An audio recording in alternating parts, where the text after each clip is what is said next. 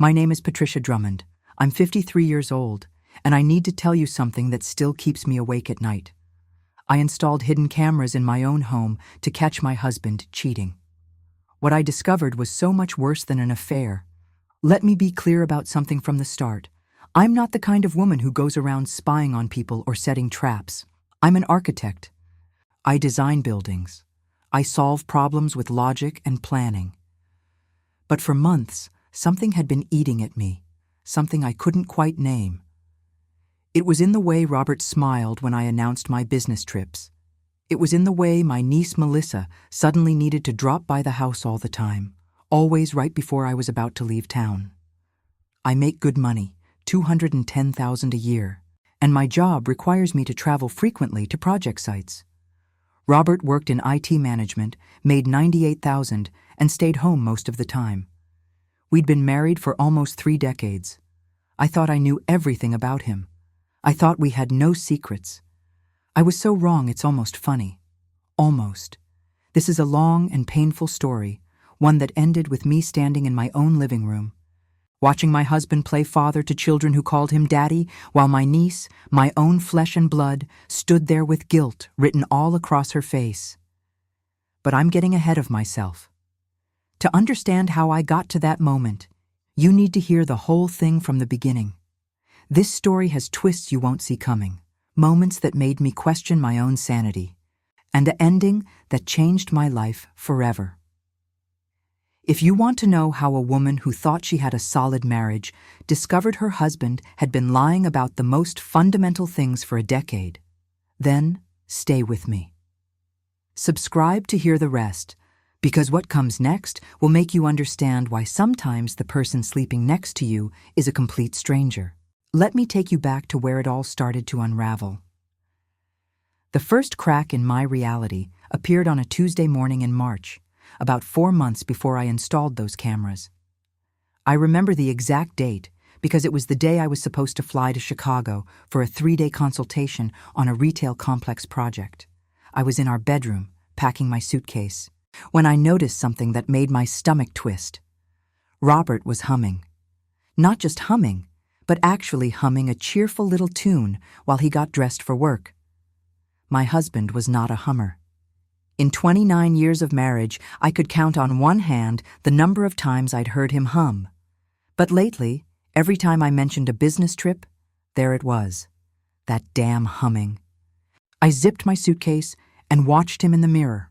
He was smiling to himself, checking his phone, typing something quickly, and then sliding it into his pocket when he noticed me looking. The whole thing lasted maybe 5 seconds, but it stuck with me like a splinter under my skin. At the airport, I realized I'd forgotten an important set of blueprints on my home office desk. The client needed them for our afternoon meeting, and I had no digital backup because I'm old-fashioned about some things. I called Robert from the gate, explaining the situation. He sounded strange when he answered, slightly out of breath. "I need you to scan those blueprints and email them to me," I told him. "Can you do that right now? I'll wait on the line." There was a pause, a long one. Then he said he was actually just leaving for work and running late for a morning meeting. He promised to do it during his lunch break and send them by 1 p.m. That would still give me time before my 3 p.m. client meeting. Something about his voice bothered me.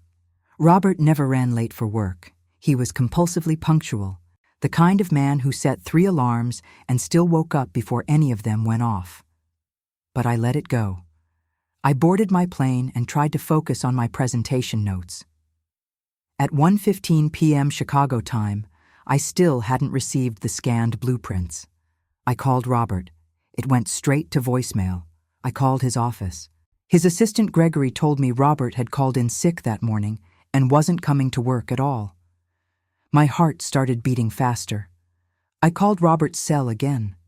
This time he answered on the first ring, and I could hear sounds in the background.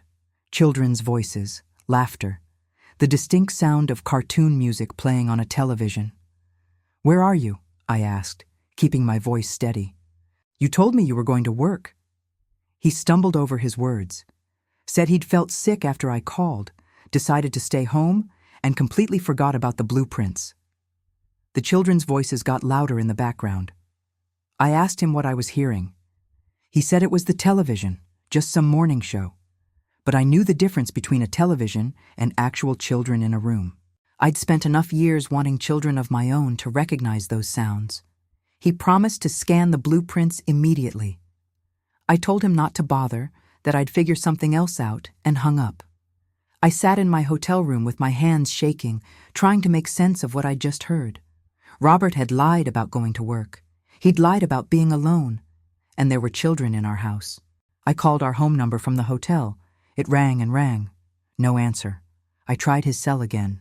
Voicemail. For the next 2 hours, I couldn't reach him at all. When he finally called me back at 3:30, he apologized profusely about the blueprints and said he'd been sleeping because of his illness. His voice sounded perfectly healthy. No congestion, no tiredness, nothing. The Chicago meeting was a disaster. I couldn't concentrate. I kept hearing those children's voices in my head, kept seeing Robert's name on my phone screen when I'd called, and he hadn't answered.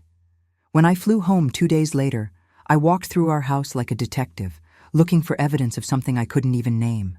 Everything was exactly as I'd left it, clean, organized, normal. But that night, while Robert slept beside me, I lay awake staring at the ceiling. I thought about the humming, the phone calls he'd been taking in other rooms lately, the way my niece Melissa had started dropping by more often, always with some excuse about needing to see Uncle Robert about paperwork or questions about her laptop. Melissa was 28, my sister Julie's only daughter. She'd always been close to Robert, called him for tech advice, came to family dinners. I'd never thought anything of it because why would I? She was family. But now I started remembering little things, the way she always seemed to know when I was traveling, the way Robert's mood improved dramatically whenever she was around. I told myself I was being paranoid, suspicious for no reason. Robert had never given me cause to doubt him in almost 3 decades. We'd built a life together. We trusted each other. But I couldn't shake the feeling that something was very, very wrong. 2 weeks later, I announced another business trip, this one to Seattle for 4 days. Robert's face lit up like I'd told him he'd won the lottery. That's when I knew I wasn't paranoid. That's when I decided to find out the truth, no matter what it cost me. I spent 3 days researching hidden cameras. Not the obvious kind that people use for home security, but the tiny ones designed to be completely invisible. Cameras that looked like phone chargers, picture frames, smoke detectors. I felt like a character in a spy movie. Except this was my real life, and the target was my own husband. I ordered 4 cameras online using a credit card Robert didn't know about, one I'd kept from before our marriage for emergencies. They arrived in discreet packaging at my office. The night before my fake Seattle trip, I stayed late at work, practicing with the cameras and downloading the app that would let me monitor them remotely. My hands were shaking the entire time. Part of me hoped I was making a huge mistake, that I'd install these cameras and see absolutely nothing but my husband living his normal, boring life while I was gone. But the other part of me, the part that had heard those children's voices on the phone, knew better. On a Wednesday morning, I installed the cameras, one in the living room, hidden in a decorative clock on the bookshelf, one in the kitchen tucked into a plant on top of the refrigerator, one in the hallway near our bedroom disguised as a nightlight, and one in the guest bedroom, inside a teddy bear on the dresser that I'd kept from a trip to London years ago. I chose that room specifically because it was the only bedroom in the house besides ours with an attached bathroom. If someone was staying over, that's where they'd be. Robert was already at work when I did this. I tested each camera on my phone, making sure the angles were right, the video quality clear. Then I packed my suitcase, drove to the airport, and checked into my flight at the kiosk. But I never boarded that plane. Instead, I got back in my car, drove 20 minutes across town, and checked into a Hampton Inn under my maiden name. The hotel room became my command center. I sat on the bed with my laptop and phone, the camera app open, waiting. Robert got home from work at his usual time, 5:30 p.m. I watched him walk through the door on the living room camera, loosen his tie, check his phone. He looked relaxed, happy even. He made himself a sandwich in the kitchen, turned on the television, and settled onto the couch. Nothing unusual, nothing suspicious. I started to feel foolish.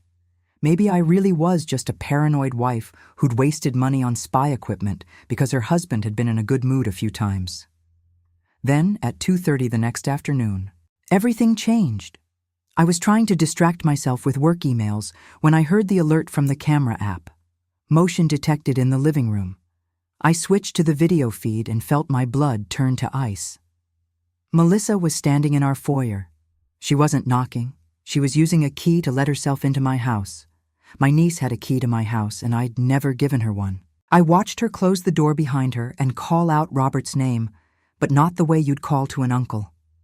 Her voice was soft, intimate. She said something that made my stomach drop. She called him Amor. Love. My 28-year-old niece called my 52-year-old husband Love. Robert came down the stairs quickly, and what happened next made me physically sick. He pulled her into his arms and kissed her. Not a peck on the cheek, not a friendly hug, a real kiss, long, deep. The kind of kiss that told me this wasn't new, wasn't recent, wasn't a mistake or a moment of weakness. This was routine. This was comfortable. This was them. I couldn't breathe. The hotel room felt like it was spinning around me. I wanted to scream, to throw my phone against the wall, to drive straight home and burn my entire life down. But something made me keep watching. Some instinct told me there was more, that what I was seeing was just the surface. Robert pulled back from the kiss and asked Melissa if she'd brought what he asked for. She nodded and said they were in the car, that she'd go get them. Them. Multiple somethings. I watched Melissa leave through the front door. The camera showed Robert pacing in the living room, checking his watch, running his hands through his hair like he was nervous or excited. 2 minutes later, the door opened again. Melissa walked back in, holding the hands of 2 little boys. The world stopped. Everything stopped. My heart, my breathing, time itself. 2 children, one who looked about 6 years old, and another who couldn't have been more than 4. Both of them had dark hair like Robert. Both of them had his exact same nose, his jawline, his eyes. I watched Robert's face transform. He dropped to his knees and opened his arms, and both boys ran to him squealing with excitement. The older one shouted something about missing Daddy. The younger one climbed onto Robert's back. And Robert, my husband who told me for 29 years that he was infertile, that we could never have children, that his condition made it impossible, held these boys like they were his entire world. Because they were. They were his sons. I sat in that hotel room and watched my husband play with 2 children I'd never known existed. Children who called him Daddy. Children who had his face. I watched Melissa settle onto our couch like she belonged there, like she'd done this 100 times before. I watched Robert help the boys out of their jackets, ask them about their day, listen to them chatter about preschool and kindergarten. The older boy, the 6-year-old, pulled out a drawing from his backpack and showed it to Robert. I couldn't hear what he said because the camera didn't have audio that reached that far, but I saw Robert's face light up with pride. I saw him hang that drawing on our refrigerator with a magnet, right next to the grocery list I'd written before my trip. For 3 days, I watched them live as a family in my house. I barely slept, barely ate. I sat in that hotel room with my laptop and phone, switching between camera feeds, documenting everything. The boys played in my backyard with toys that appeared from somewhere, probably the garage. They ate meals at my kitchen table. They took baths in the guest bathroom. At night, Melissa tucked them into the guest bedroom, the one where I'd hidden the camera in the teddy bear. And every night, after the children were asleep, Robert and Melissa went into our bedroom, into the bed I shared with him. I didn't have a camera in there, and I was grateful for that small mercy. Some images I didn't need seared into my brain forever, but it was on the 3rd day that I learned just how deep this betrayal went, how many people had been lying to me. Melissa was in the kitchen on her phone. The camera was close enough that I could see her face clearly. She was talking to someone, and from her expression, it looked like a difficult conversation. She kept glancing toward the living room, where Robert was playing with the boys, then back to her phone. Then I heard her say one word that made everything so much worse. She said, "Mom." She was talking to my sister Julie. I turned up the volume on my laptop as high as it would go and pressed my ear close to the speaker. I caught fragments of the conversation. Melissa saying she knew it was wrong. Melissa saying she loved Robert. Melissa saying something about 10 years. 10 years since she was 18. Then I heard her mention the boys by name. Thomas, the older one. Daniel, the younger one. My sister knew. Julie knew about the affair. She knew about her grandsons. She'd known for years and never told me, never warned me, never gave me a chance to save myself from this. I closed my laptop and sat in the dark hotel room with tears streaming down my face. It wasn't just Robert who'd betrayed me. It wasn't just Melissa. It was my own sister, my family. The people I'd trusted most in the world had conspired together to keep this massive secret, to let me live in ignorance while they built this other life behind my back. 29 years of marriage, 10 years of lies, 2 children I'd never known about while I'd cried myself to sleep wanting to be a mother, a niece who'd been sleeping with my husband since she was barely legal, a sister who'd chosen to protect her daughter and my husband instead of me. I looked at my reflection in the dark hotel window. The woman staring back at me looked hollow, destroyed. But underneath the pain, I felt something else starting to build. Something hot and sharp and absolutely certain. I wasn't going to let them get away with this. Not Robert, not Melissa, not Julie, not any of them. I was going to make sure everyone knew exactly what they'd done, and they were going to face every single consequence. On the morning of the 4th day, I woke up in that hotel room with a clarity I hadn't felt in months. The shock had burned away during the night, leaving something colder and sharper in its place. I wasn't going to cry anymore. I wasn't going to fall apart. I was going to walk back into my house and look these people in the eye while knowing exactly what they'd done. And I was going to watch them lie to my face. I needed to see how far they'd go, how comfortable they were with their deception, how much they'd underestimated me. I checked the camera feeds one last time. Robert was making breakfast while the boys sat at the kitchen table coloring. Melissa was still in our bedroom, probably getting dressed. It was 9:30 in the morning. According to my fake itinerary, I wasn't supposed to be back until tomorrow evening. They thought they had another full day to play house in my home. I packed my things, checked out of the hotel, and drove home. My hands were steady on the steering wheel.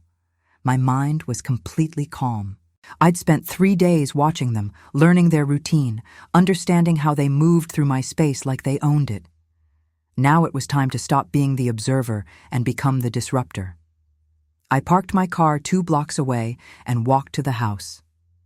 I wanted to arrive quietly, naturally, like someone coming home early from a trip. No drama, no warning, just me standing in my own doorway, watching their faces when they realized their secret world was about to collapse.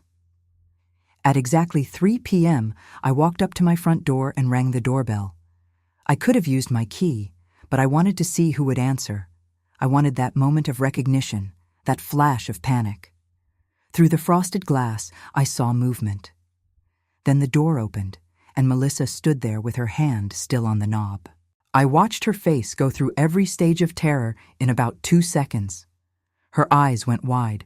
Her mouth opened, but no sound came out. The color drained from her cheeks so fast, I thought she might faint right there on my doorstep. I smiled at her. A big, bright, ant-like smile. I told her it was so good to see her, that my trip had been cut short because the client had a family emergency. I asked if Robert was home, my voice cheerful and innocent and completely ignorant. Melissa couldn't speak. She just stood there blocking the doorway, frozen.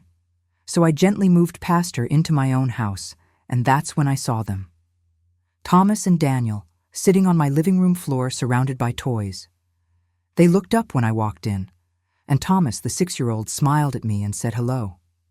He said it so naturally, so comfortably, like he'd said it to me 100 times before, even though this was the first time I'd ever actually met him in person.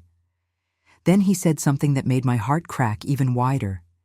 He told me it was nice to finally meet me properly, that Daddy talked about me sometimes, that they'd been waiting to meet Auntie Patricia. Auntie Patricia, not Patricia, not Robert's wife.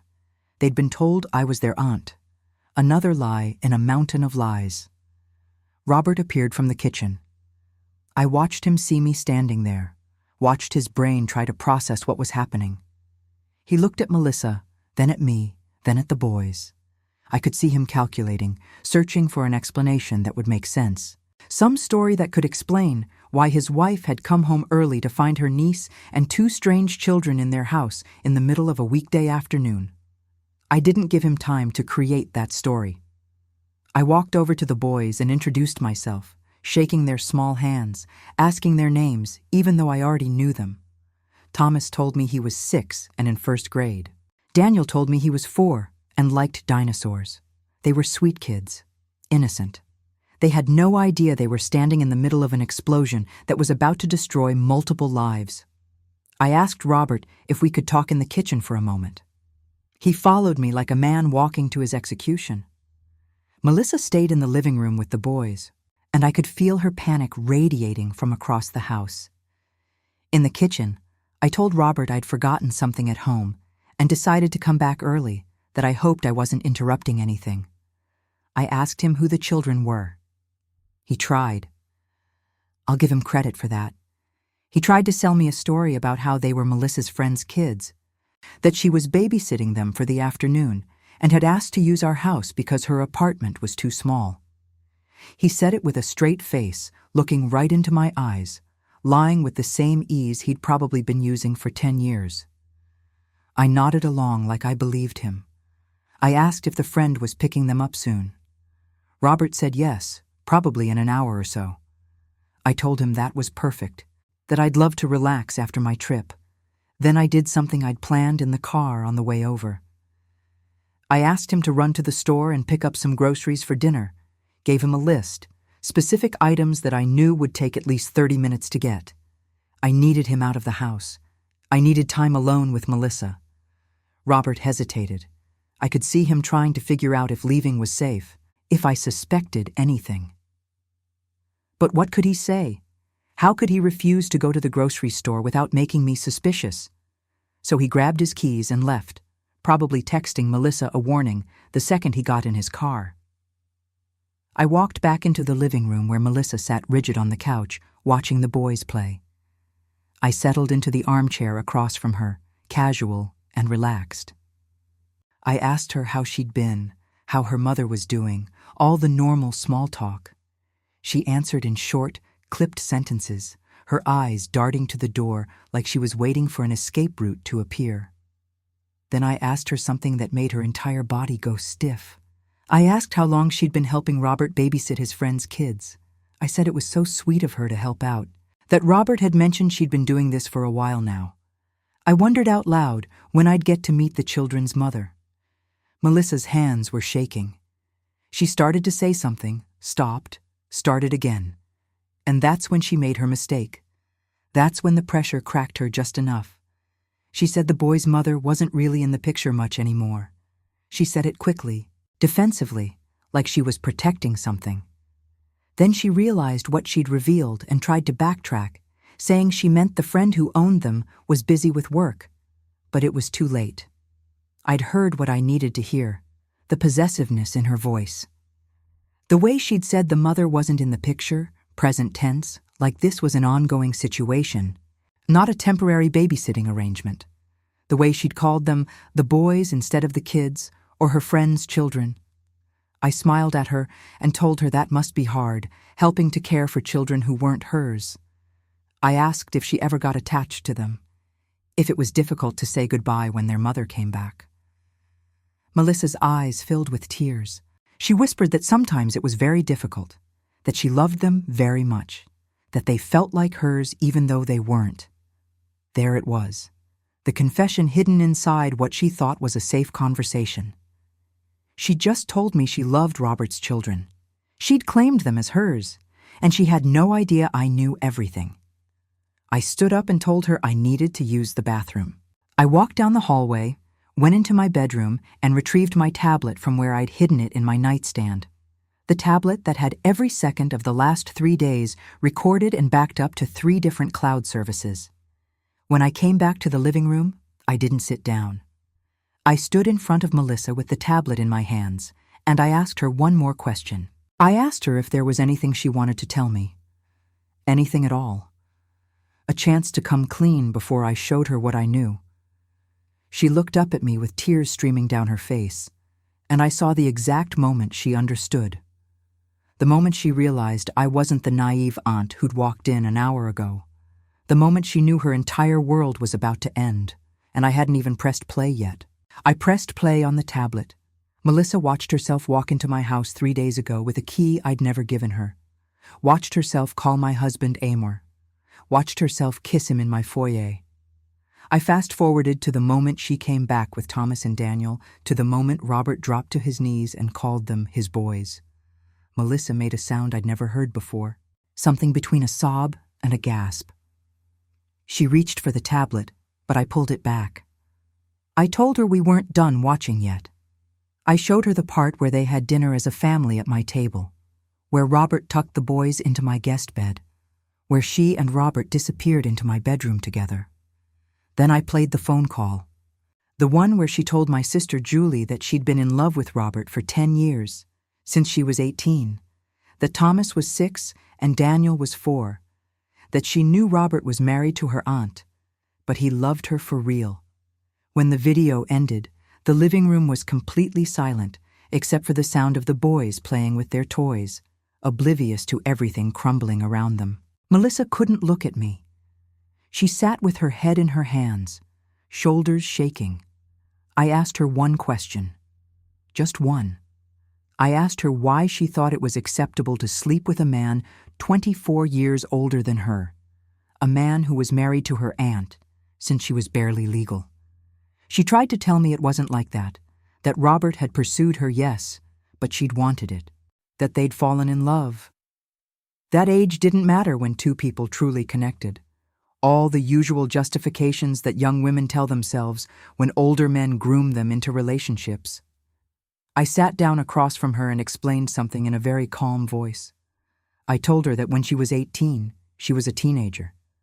That Robert was 43, a fully grown man with almost 3 decades of life experience. That the power imbalance made it predatory, whether she wanted to see it that way or not.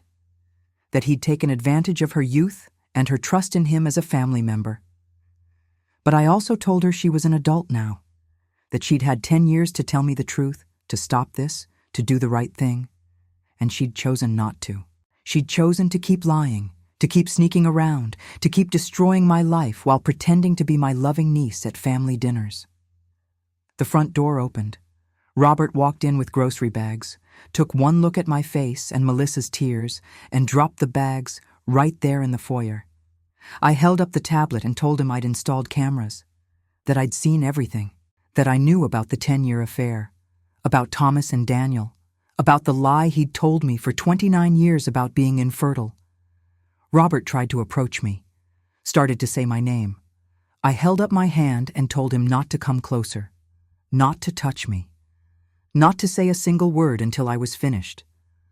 I told him I'd believed him when he said we couldn't have children, that I'd cried myself to sleep for years mourning the family we'd never have, that I'd blamed my own body, wondered if I was the one with the problem, that I'd given up my dream of being a mother because he'd convinced me it was impossible. And all that time, he'd had 2 sons, 2 beautiful boys who called him Daddy, who he'd been raising in secret with my niece. Robert's face crumpled. He tried to explain, tried to tell me it had started as a mistake, that he'd never meant for it to happen, that he'd been going to tell me, that he'd wanted to come clean so many times. All the usual excuses of a man caught in his own web. I told him I didn't care about his excuses. What I cared about was the truth, and I needed to know all of it before I decided what to do next. So Robert told me. He told me everything, and each word felt like another knife in my chest. It had started when Melissa was 18 and came to him for help with her laptop. He'd been attracted to her, fought against it, but she'd been interested in him too. They'd kissed, then more. It had become an affair within weeks. He'd told her he was infertile, the same lie he'd told me, to explain why they didn't need to be careful. Then Melissa got pregnant. She was 19. Robert was 44. He'd panicked, offered to pay for an abortion, but Melissa had wanted to keep the baby. She'd told Julie, and Julie had been furious, but eventually agreed to help keep the secret. The story they'd told everyone was that Melissa had gotten pregnant by a boyfriend who'd left her, and Julie would help raise the baby. Thomas was born. Robert had been there at the hospital, but as Uncle Robert, not as the father. He'd held his son and pretended to be the supportive family member while I sat at home with no idea. 2 years later, Melissa got pregnant again. Daniel. Same lies, same secret, same conspiracy. For 6 years, Robert had been living a double life. Father to his sons when I traveled, husband to me when I was home. He'd been taking money from our accounts, small amounts I'd never notice, to help support Melissa and the boys. He'd been getting bonuses at work and hiding them, depositing them in an account I didn't know about. I asked him how much. How much money had he stolen from our marriage to fund his other family? He went pale and said he didn't know exactly. Maybe 60 or 70,000 over the years, maybe more. I told him to leave, to get out of my house. He tried to argue, tried to say we needed to talk more, figure things out.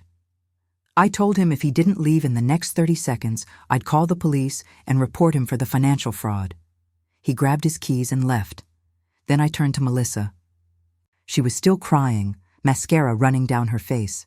I told her to take her children and go, that she was no longer welcome in my home, that I never wanted to see her again unless it was in a courtroom. She begged me not to tell people, said she'd lose her friends, her job, her reputation, that people would judge her forever for having children with her married uncle. I told her she should have thought about that 10 years ago. After they left, I sat alone in my living room for 3 hours, not moving, barely breathing. Then I called the one person I knew could help me navigate this nightmare. Karen Mitchell was a divorce attorney I'd worked with on a project 2 years ago, designing her new office building. We'd stayed in touch, met for lunch occasionally. She was sharp, ruthless, and exactly who I needed right now. I told her everything over the phone. She listened in silence, then told me to meet her at her office in an hour. When I got there, she had a private investigator with her, a man named David Chen who specialized in financial fraud cases. Karen laid out my options. I could divorce Robert quietly, split our assets, and move on with my life. Or I could go to war, expose everything, make sure Robert faced consequences not just in our marriage, but legally and professionally. I chose war. David got to work immediately. Within 48 hours, he'd uncovered things that made Robert's confession look like just the tip of the iceberg. The hidden account had $89,000 in it, not 60 or 70. Robert had been underreporting his income on our joint tax returns for years, claiming lower bonuses than he'd actually received, and pocketing the difference. That meant tax fraud, federal tax fraud. That meant the IRS could get involved. That meant Robert could face criminal charges. Karen smiled when David showed us the evidence. She told me this changed everything, that I now had leverage Robert couldn't fight against, that I could structure my divorce in a way that protected me completely and left him with exactly what he deserved. Nothing. But there was something else I needed to do first. Something that was going to hurt even more than confronting Robert. I needed to call my sister. I sat in Karen's office with my phone in my hand for 10 minutes before I could make myself dial. When Julie answered, her voice was cheerful and warm, completely unaware of what was coming. I told her I wasn't in Seattle, that I was in Karen Mitchell's office, that I'd installed cameras in my house and seen everything, that I knew she'd been hiding Robert's children from me for 6 years. The silence on the other end of the line was absolute. Then Julie started to cry, started to apologize, started to explain that she'd been trying to protect Melissa, that Robert had promised her it was over between him and me anyway, that I didn't need to know because it would only hurt me. I told her that she didn't get to decide what would hurt me, that she'd stolen 6 years from me. 6 years when I could have left Robert, rebuilt my life, maybe even found someone who actually wanted children with me. 6 years when I could have known my nephews if she'd told me the truth. I told her I had grandnephews I'd never met properly, that Thomas and Daniel had been kept from me by my own family, that the betrayal wasn't just Robert and Melissa. It was her. It had always been her too. Julie begged me to forgive her, to understand the impossible position she'd been in. I told her there was nothing impossible about it. She'd chosen to protect the people who were destroying my life instead of protecting me, her own sister. Then I told her I was done, that I didn't want to speak to her again, that as far as I was concerned, I no longer had a sister. I hung up while she was still crying. Karen put her hand on mine and told me I'd done the right thing, that cutting out toxic people, even family, was sometimes necessary for survival. Then she asked me what I wanted from Robert in the divorce. I thought about those 2 little boys, Thomas and Daniel. They were innocent in all of this. They hadn't asked to be born into a web of lies. They hadn't asked for a father who was ashamed of them, who hid them away like secrets. I told Karen I wanted everything: the house, Robert's retirement accounts, alimony, but I also wanted something else, something that would change those boys' lives forever. I wanted Robert to legally acknowledge Thomas and Daniel as his sons, and I wanted him to pay child support for the next 15 years. Karen looked at me like I'd just suggested something insane. She asked me if I was sure, if I understood what I was doing. By forcing Robert to legally acknowledge the boys, I'd be cementing their existence in public record. Everyone would know. His family, his co-workers, our friends. There'd be no hiding it, no sweeping it under the rug. I told her that was exactly the point. Those children deserved to have a father who claimed them openly, not one who treated them like a shameful secret. And Robert deserved to face every single consequence of what he'd done. Not just losing me, not just losing the marriage. He needed to lose his comfortable double life, where he got to play devoted husband when it suited him and secret father when I wasn't looking. David, the investigator, leaned forward and told me there was something else I needed to know. He'd been digging into Robert's employment records and found something interesting. Robert had been claiming me as his only dependent on his workplace benefits for years, which had given him a lower health insurance rate. But he'd also been covering Melissa and the boys on a separate policy that he'd purchased privately, paying for it with the hidden bonus money. That meant insurance fraud on top of the tax fraud. Another federal crime. Another piece of leverage. But David had found something even more damaging. Robert's company had a strict ethics policy. Any employee who engaged in fraudulent financial behavior, even in their personal life, could be terminated immediately. And Robert's position as an IT manager meant he had access to sensitive financial systems. The company would see him as a liability the moment they found out about the tax fraud. Karen asked me how far I wanted to take this. If I wanted to just use the information as leverage in the divorce, or if I wanted to actually report him. If I reported the tax fraud to the IRS, Robert would face an audit, penalties, possibly criminal charges. If I reported the situation to his employer, he'd almost certainly lose his job. I sat in that office and thought about 29 years of my life. 29 years of believing I was in a partnership built on honesty, of crying myself to sleep wanting children while he already had them, of working hard and traveling for my career while he used my absence to live his real life with his real family. I thought about Melissa, 18 years old and vulnerable, being pursued by a man old enough to be her father. I thought about Julie, my own sister, choosing to protect the people who'd betrayed me instead of protecting me. I thought about all the family dinners where they'd sat across from me and lied with smiles on their faces. But then I thought about Thomas and Daniel, 2 little boys who didn't ask for any of this, who deserved stability and financial support, and a father who took responsibility for them, even if that father was a lying coward. I told Karen I wouldn't report Robert to the IRS or his employer under one condition. He had to give me everything I asked for in the divorce. He had to legally acknowledge the boys and agree to pay child support. And he had to do it quickly and quietly, without fighting me on a single point. If he refused or tried to negotiate, I'd release everything. The IRS would get copies of his tax returns and bank statements. His employer would get a detailed report of his fraudulent activities. And I'd make sure everyone we knew understood exactly what kind of man he was. Karen smiled. She told me I'd just created the perfect trap.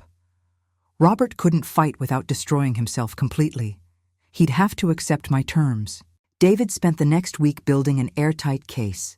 He documented every hidden deposit, every unreported bonus, every discrepancy in Robert's financial records. He compiled it all into a report that would make any prosecutor salivate. Then he calculated exactly how much child support Robert would owe. Based on Robert's real income, not the reduced amount he'd been claiming, he'd owe $2,600 per month in child support for both boys. For the next 15 years, until Daniel turned 18. That was $468,000 total. Nearly $500,000 that Robert would have to pay to support the children he'd been hiding. Money that would come directly from his paychecks, documented, official, impossible to hide. Karen drew up the divorce papers. In addition to the child support, I'd get the house outright. I'd get 70% of Robert's retirement accounts. I'd get alimony of $3,000 per month for 10 years. And Robert would have to pay all my legal fees. When everything was added up, Robert would lose approximately $1.2 million between the divorce settlement and child support. His comfortable life was about to become very uncomfortable. Karen called Robert's cell phone and told him to come to her office with an attorney. He showed up 2 days later with a lawyer who looked like he'd been pulled from the yellow pages that morning. The man was clearly out of his depth the moment Karen started laying out what we knew. I sat across the conference table from Robert and watched him realize how thoroughly trapped he was. Karen put the evidence in front of him: the bank statements, the tax returns, the insurance fraud, the investigator's report. Then she put the divorce settlement in front of him. Robert's lawyer tried to argue, said the terms were too harsh, that we should negotiate.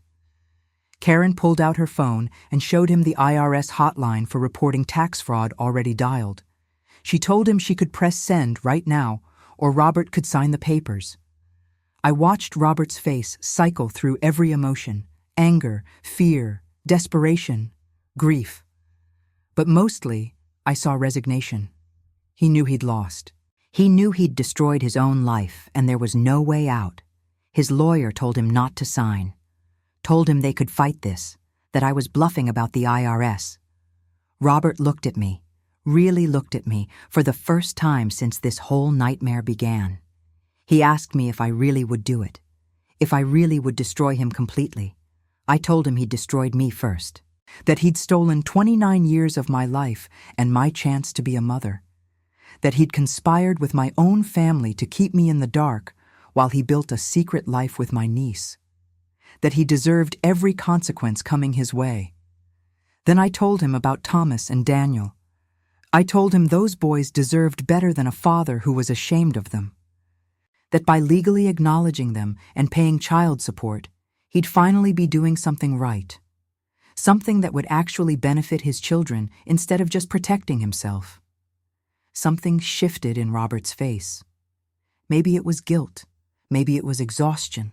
Maybe it was the first decent impulse he'd had in 10 years. He picked up the pen and signed every page. The divorce would be final in 6 months.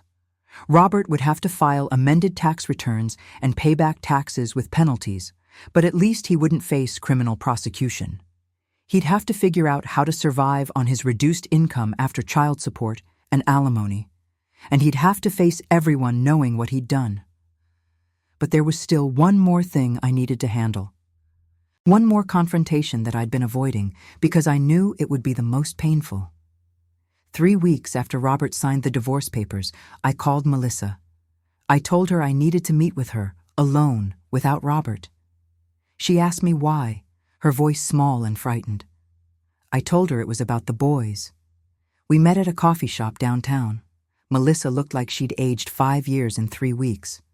She had dark circles under her eyes and had lost weight. She sat down across from me and immediately started apologizing. I held up my hand and told her I didn't want her apologies. I told her Robert had signed papers acknowledging Thomas and Daniel as his sons, that he'd be paying child support, that everything was now official and public. I watched her process this information, watched her realize what it meant. Everyone would know, her friends, her co-workers. Every single person in her life would know she'd had children with her aunt's husband, that she'd been in an affair with a married man twice her age since she was 18. There'd be no more hiding, no more pretending the boy's father was some mysterious ex-boyfriend. Melissa started crying. She told me people would never forgive her, that they'd call her horrible names, that she'd lose everything, and I saw something in her face that I hadn't expected to see. I saw fear, not fear of judgment, fear of reality. She'd been living in a fantasy for 10 years, a fantasy where she was the special one, the chosen one, the woman Robert truly loved, where their relationship was romantic and forbidden and exciting. But now that fantasy was crashing into reality. Now she had to face being a single mother of 2 with child support from a man who had nothing left to give her emotionally or financially. I asked her point blank if she'd stay with Robert now that it was all public, now that there was no secret thrill, no sneaking around, no forbidden romance, just the reality of being with a man who'd lied to everyone for a decade and was now financially ruined. She looked away and didn't answer. But I saw the truth in her silence. She wouldn't stay with him. She'd already started to pull away. The affair had only ever worked because it was hidden, because it was fantasy. Reality was far less appealing. I stood up to leave. Before I walked away, I told Melissa one last thing. I told her I hoped she'd take the child support money and use it to get therapy, that she'd been groomed by a man who'd taken advantage of her youth and her trust, that she'd wasted her 20s on someone who'd never really been available to her, that she deserved to heal and build a real life. She looked up at me with tears streaming down her face and asked why I was being kind to her after everything she'd done. I told her I wasn't being kind. I was being honest, and honesty was something she desperately needed to learn about. As I walked out of that coffee shop, I felt something shift inside me. The anger was still there, but it wasn't consuming me anymore. I'd taken action. I'd protected myself. I'd made sure Robert faced consequences. And I'd tried, in my own way, to help those boys have a better future. Now I just had one final move to make. The move that would close this chapter forever and let me start building something new. The public exposure was scheduled for exactly 1 week from that day, and I was going to make sure everyone understood the full truth of what Robert had done. The public exposure happened faster than I'd planned, and in a way I'd never expected. Sometimes the universe has a sense of timing that's almost cruel in its perfection. It started with Robert's workplace. Despite my agreement not to report him, someone else did. One of Robert's co-workers had noticed irregularities in some expense reports months ago and had been quietly documenting them. When news of Robert's divorce started circulating through the office, this co-worker connected the dots. He reported Robert to the company's ethics board, not even knowing about the tax fraud or the hidden family. The company launched an immediate investigation. They brought in forensic accountants who discovered not just Robert's personal financial fraud, but also suspicious expense claims he'd been making at work. Small amounts here and there over years. Hotel rooms charged to project budgets that didn't match his travel schedule. It wasn't much, maybe $10,000 total, but combined with everything else, it painted a picture of someone with no ethical boundaries. Robert was fired on a Tuesday morning. Security escorted him out of the building with a box of his personal belongings while his co-workers watched. The company sent out an internal memo about his termination for ethics violations. Within hours, people were talking, asking questions, digging into why their well-liked IT manager had been walked out in disgrace. I found out about his firing from my own co-worker who had a friend in Robert's department. She called me, concerned, asking if I was okay, if I knew what had happened. I told her I was fine, that Robert and I were divorcing, but I didn't offer details. I didn't need to. The gossip mill would do that work for me. By Wednesday afternoon, the story had spread. Someone who knew someone who worked in HR had heard about Robert acknowledging 2 children in his divorce proceedings. Children who weren't with his wife. Children with someone else. The speculation started immediately. Thursday morning, my phone rang. It was Julie. She was sobbing so hard I could barely understand her. She told me that people in their church had found out about Melissa and the boys, that someone had confronted her after the service, asking if it was true that her daughter had children with her sister's husband, that the entire congregation was talking about it. Julie begged me to do something, to make it stop, to help protect Melissa from the judgment. I asked her why she thought I would help after everything she'd done. She told me that Melissa was falling apart, that she'd had to take leave from her job because co-workers were whispering, that she'd been crying for days. I told Julie that consequences were painful but necessary, that Melissa needed to face what she'd been a part of, that protecting her from reality wasn't love, it was enabling. Then I hung up. But I'd be lying if I said I didn't feel something twist in my chest at the thought of those 2 little boys growing up with this scandal hanging over them. Thomas and Daniel hadn't done anything wrong. They were the true victims in this mess, and they'd carry the weight of their parents' choices for the rest of their lives. Friday evening, Robert showed up at my house. He'd been drinking. Not drunk, but close to it. I almost didn't answer the door, but something made me open it. He stood on my porch looking like a ghost of the man I'd married. Hollow, broken, lost. He told me everything was gone. His job, his reputation, his relationship with Melissa, who'd broken up with him 2 days after his firing. She'd told him she couldn't handle the pressure of everyone knowing, that she needed space to figure out her life. He'd gone from having 2 families to having nothing. I asked him what he wanted from me. Sympathy? Forgiveness? He said he didn't know. He said he just needed me to understand that he'd never meant for any of this to happen, that it had started small and spiraled beyond his control, that he'd tried to end it so many times, but couldn't. I told him that was the problem, that he'd made a choice every single day for 10 years to keep lying, that there was no moment where it spiraled beyond his control because he'd been in control the entire time. He'd chosen Melissa over our marriage. He'd chosen his secret children over honesty with me. He'd chosen money and deception over integrity. Every single day for a decade, he'd woken up and chosen betrayal. Robert sank down onto my porch steps and put his head in his hands. He asked me if there was any chance, any possibility, that I could forgive him someday, that maybe after time passed, we could find a way back to each other. I sat down next to him, not close enough to touch, but close enough that he could hear every word clearly. I told him that forgiveness might come eventually, not for him, but for my own peace, but we would never find our way back to each other. That man and woman who'd built a marriage for 29 years were gone. They died the moment I watched those camera recordings.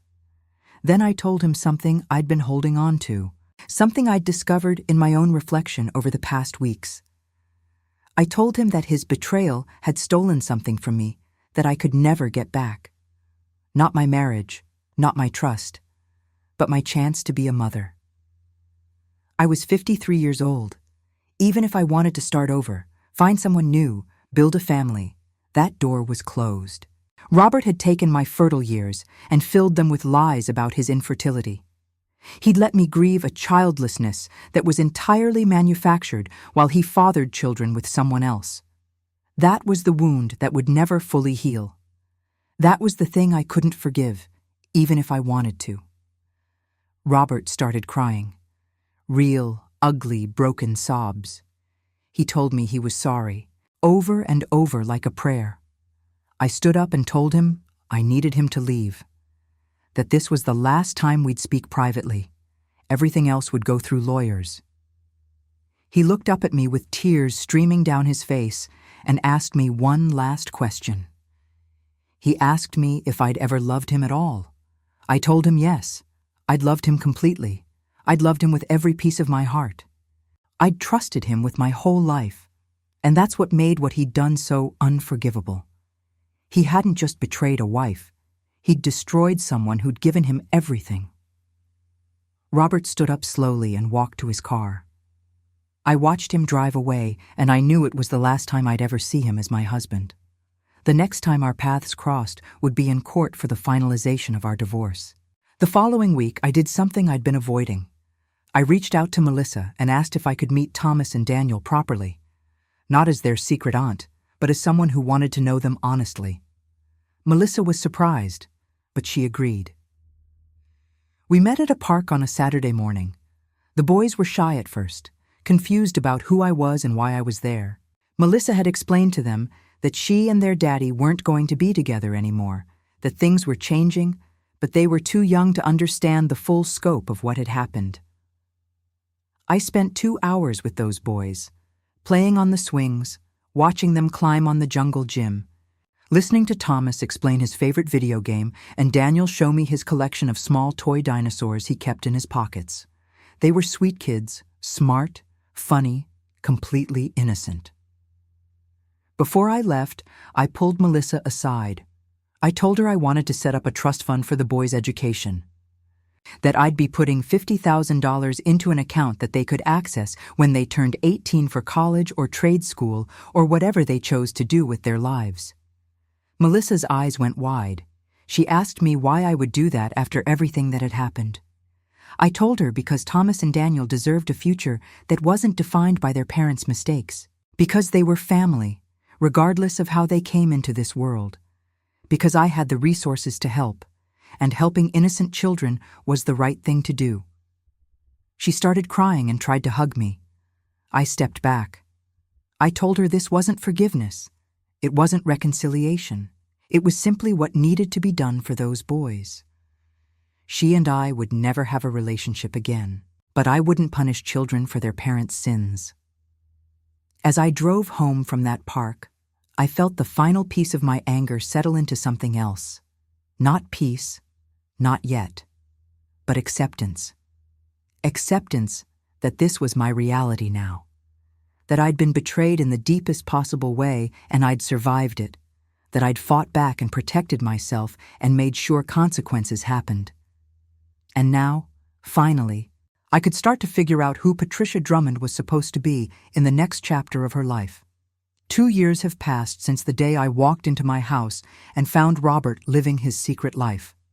2 years since I watched those camera recordings that destroyed my marriage and revealed the depth of betrayal my own family was capable of.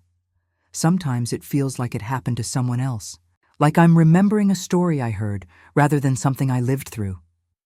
Other times, usually late at night when the house is quiet, it feels like yesterday.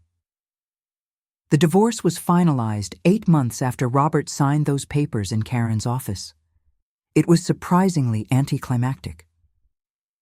We stood in a courtroom for 20 minutes while a judge reviewed the settlement, asked if we both agreed to the terms, and signed the decree. Just like that, 29 years of marriage ended with a signature and a gavel. Robert looked terrible that day. He'd aged a decade in 8 months, gray hair, weight loss, the kind of exhaustion that comes from having your entire life collapse around you. He'd been living in a small apartment across town, working a job that paid half what his previous position had. The child support payments took a massive chunk of his income, and the alimony took most of what was left. He was barely surviving. Part of me felt satisfaction seeing him struggle.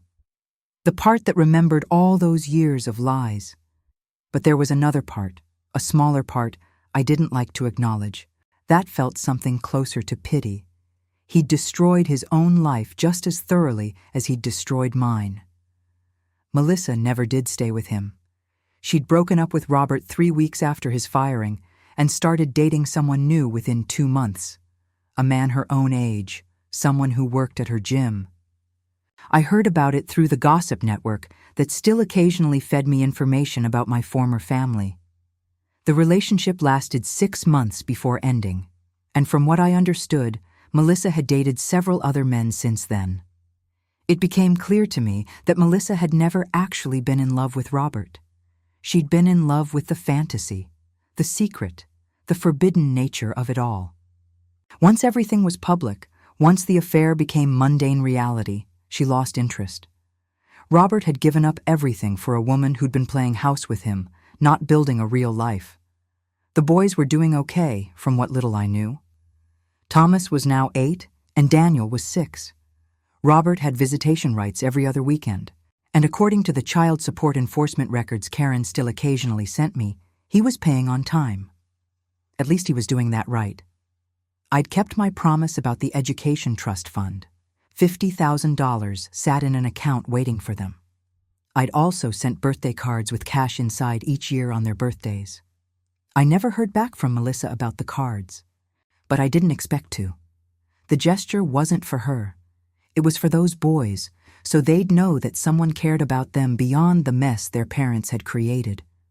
The hardest loss, the one that hurt more than Robert's betrayal in some ways, was Julie, my sister.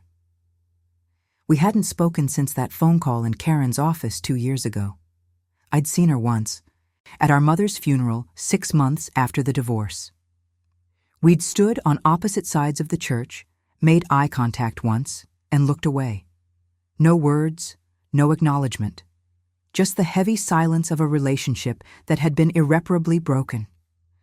My mother had known about the divorce, but I'd never told her the full story. She'd been in the late stages of dementia by then, and there seemed no point in burdening her with information she wouldn't remember. She'd died thinking Robert and I had simply grown apart. Maybe that was a kindness. Maybe it was cowardice on my part. I still don't know. After Mom's funeral, 2 of my cousins reached out. They'd heard rumors about what happened and wanted my side of the story.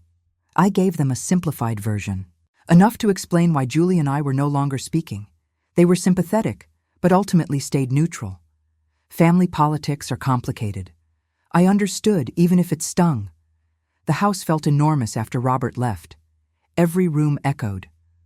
I'd walk through the hallways at night and remember all the years we'd spent there. The dinner parties, the holidays, the ordinary evenings watching television on the couch. All of it tainted now by knowing what he'd been doing during my business trips. I thought about selling it, starting completely fresh somewhere new. But something stopped me. This was my house. I'd helped design it. I'd chosen every paint color, every fixture, every piece of furniture. Why should I be the one to leave? Robert's betrayal had already taken so much from me. I wasn't going to let it take my home too. Instead, I redecorated, repainted the walls, bought new furniture, replaced the bed in my bedroom with one Robert had never slept in. I turned the guest bedroom, the one where Thomas and Daniel had stayed, into a home office. I removed every trace of Robert and his secret life until the house felt like mine again. Work became my salvation. I threw myself into projects with an intensity I hadn't felt in years. I took on bigger clients, more complex designs. Within a year of the divorce, I'd received a promotion to senior architect and a significant raise. My salary went from $210,000 to $245,000 annually. The irony wasn't lost on me. I was thriving professionally while Robert barely scraped by. The business trips that had enabled his betrayal became the foundation of my success. I traveled even more than before, but now when I came home, there was no one lying to me, no one living a secret life in my house, just me and the quiet satisfaction of work well done. I started going to therapy about a year after the divorce, not because I was falling apart, but because I realized I was functioning without actually healing. I could work, I could travel, I could maintain surface-level friendships, but I couldn't talk about what had happened without my chest tightening. I couldn't think about having been married without feeling a wave of humiliation so intense it made me nauseous. My therapist, Dr. Sarah Chen, helped me understand something crucial. She told me that betrayal trauma was different from other kinds of pain because it shattered your basic assumptions about reality. It wasn't just that Robert had lied. It was that I'd spent 29 years building a life based on information that was fundamentally false. She said I needed to grieve not just the marriage, but the version of myself who'd trusted so completely. The woman who'd believed her husband when he said they couldn't have children. The woman who'd missed warning signs because she'd never thought to look for them. That woman was gone, and I needed to mourn her before I could become whoever came next. The grief came in waves. Some days I'd be fine, functional, even happy. Other days I'd find myself crying in the grocery store because I'd seen a father with his 2 young sons and remembered Thomas and Daniel. Or I'd hear a song that Robert and I had danced to at a friend's wedding and have to pull my car over because my hands were shaking too badly to drive. Dr. Chen told me this was normal, that healing wasn't linear, that I'd have good months and bad days and moments of backsliding, and that all of it was part of the process. She also told me something that surprised me. She said I was allowed to miss Robert. That missing the life I'd had didn't mean I was weak or foolish. It meant I was human. I did miss him sometimes. Not the real Robert, the one who'd lied for a decade, but the version of him I'd believed in, the partner I'd thought I had, the man I'd grown old with in my imagination. That person had never actually existed, but the loss of him still hurt. About 6 months ago, something unexpected happened. I received a letter in the mail from Thomas. He was 8 years old by then, and someone, probably a teacher, had helped him write it. The handwriting was careful and shaky, the kind you see from children just learning cursive. The letter said he missed me, that he remembered meeting me at the park and I'd been nice to him, that he and Daniel had gotten the birthday cards with money and wanted to say thank you. At the bottom, he'd drawn a picture of what I assumed was supposed to be me, a stick figure with yellow hair and a big smile. I sat at my kitchen table and cried for an hour after reading that letter. These boys didn't understand what their father had done. They didn't know the full weight of how they'd come into the world. They just knew that someone had been kind to them, and they wanted to say, "Thank you," I wrote back. A simple letter telling Thomas I was glad he remembered me, that I hoped he and Daniel were doing well in school, that I was proud of them. I included a gift card to a bookstore and told him to pick out something he'd enjoy reading. I sent it to Melissa's address and hoped she'd actually give it to him. 2 weeks later, I received a text message from an unknown number. It was Melissa. She thanked me for writing to Thomas, said it had meant the world to him. She asked if maybe, someday, when enough time had passed, I'd be willing to meet with them again. She said the boys asked about me sometimes. I didn't respond right away. I sat with that message for 3 days, thinking about what I wanted. Did I want a relationship with Thomas and Daniel? Did I want to open that door?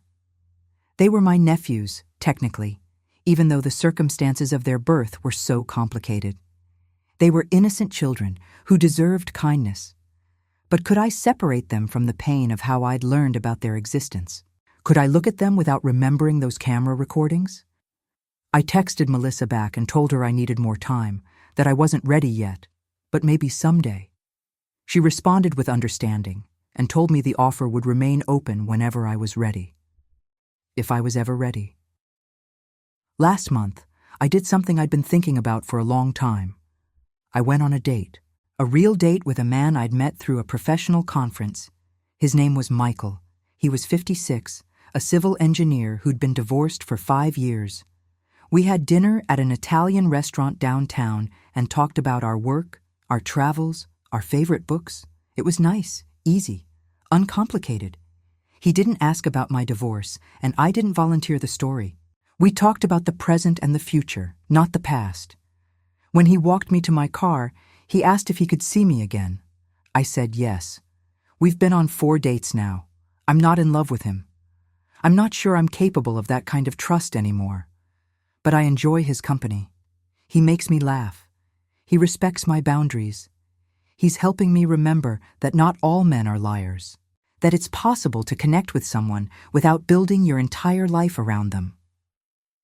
Dr. Chen says, this is progress, that I'm learning to be open to possibilities while still protecting myself, that I'm finding balance between the woman who trusted too easily and the woman who might never trust again.